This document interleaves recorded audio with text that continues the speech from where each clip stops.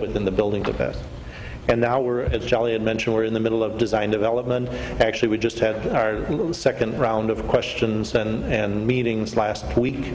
So the design development is where you actually start the layout of the rooms and offices and so on, and make sure that those are all approved. So we got approval from the most of the 9 groups as of last Friday, and the drawings will be updated one more time. And I've spoken mostly about the tenant issues, but there's also an overlapping time period in schematic design where we had architects and engineers crawling all over the building to figure out the existing conditions and do program. And we also have the computer room, which is moving in the building, and we have the infrastructure changes, the mechanical electrical system upgrades. So it's a very, as I said, kind of dynamic process. We're looking at construction drawings for later this summer after design development is done. That would lead to bidding in the late summer, early fall, and construction will start in the fall. And those are multiple bid packages. Each bid package will have a different character and set for a certain market. And those will come out, like I said, in the late summer, and then we'll start construction in the fall with the ultimate goal, the project goal, is to vacate the west building by the fall of 2011. To talk to you about specifics of the design and the outcome of the design process, as well as some sustainability and green architecture issues, I'd like to introduce Greg, and he'll walk you through those slides. Thank you, Jay. Welcome, Greg. Good morning, Commissioners.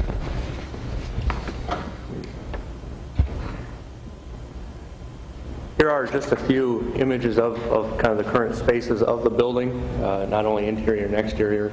We have quite a bit of vacant space that is ready to go for county space. As you see in some of the photos, it is Skyway connected to the system in downtown St. Paul, as well as has some remnants of the past history of the building, being in an old department store.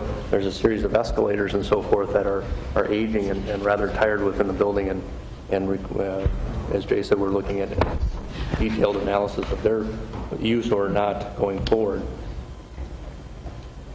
As Jay and Jolly alluded, we've spent close to 200 man-hours meeting with the 10 departments over the last few months. We've had 3 meetings with each one of them. Last week we had plan sign-off within their department. We have all their spaces located within their areas, and the groups are shown there on the slide. It's worth noting that county attorney, through their programming effort, we've allotted 48,000 square feet in Metro Square and 23,000 estimated square feet needed for a near courthouse location yet to be determined.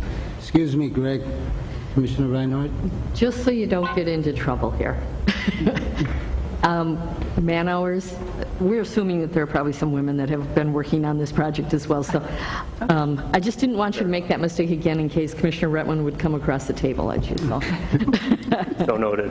Okay. Sorry. It's okay. Excuse me, Commissioner Retwin. I do have a question on the 48,000 and the 23,000. And this is one of the rare times I'm going to say is I can't make out all of the layouts.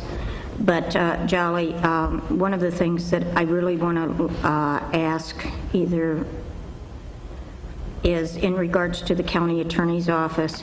There appears to be, at least as near as I can look at the layout, that there are still numerous pockets of the Metro Square that are vacant and could accommodate the 23,000 or narrow that down further. Is that not correct? Mr. Chair, Commissioner Retwin. There's not been a final decision on the 23,000.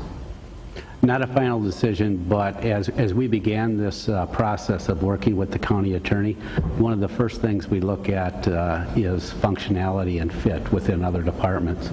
I think the county attorney's been very clear to us through the programming stage that in their opinion, they would function the best if certain divisions within the county attorney were closer to the courthouse.